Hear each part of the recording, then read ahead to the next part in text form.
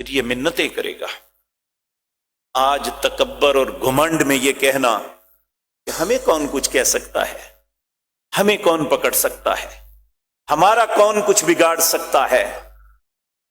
آج ہمیں قانون اگر مجھے تحفظ دیتا ہے، میرا منصب مجھے تحفظ دیتا ہے، اگر میرا مال مجھے تحفظ دیتا ہے تو یہ ہمیشہ کے لیے نہیں ہے۔ ایک وقت آئے گا جب اللہ کی پکڑ آ جائے گی، ان بطش ربک لشدید۔ ہمیں اس پکڑ سے پہلے پہلے ڈرنا چاہیے۔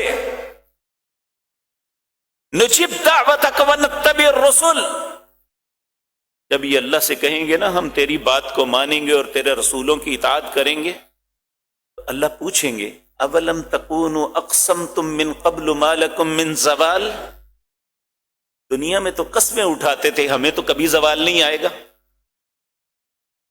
ہماری تو 7 پشتیں کھا لیں گی، ہماری تو فیکٹریاں ختم نہیں ہو سکتی، ہماری حکومت کہیں جا نہیں سکتی، ہمیں کوئی پوچھ نہیں سکتا، ہماری خاندانی وجاہت کے سامنے کوئی کیا کر سکتا ہے، میرے علم کے سامنے کون کیا کر سکتا ہے۔ اولم تکونوا اقسمتم من قبل ما لکم من زوال، لیکن تو اس وقت تو بڑی قسمیں اٹھاتے تھے کہ مجھ پہ کبھی زوال نہیں آئے گا۔ اللہ اکبر۔ وسکنتم فی مساکن الذین ظلموا انفسہم، ان ظالموں کو کبھی سوچنا چاہیے جن گھروں میں رہتے تھے وہاں جو پہلے رہتے تھے وہ کہاں گئے، ان کا انجام کیا ہوا۔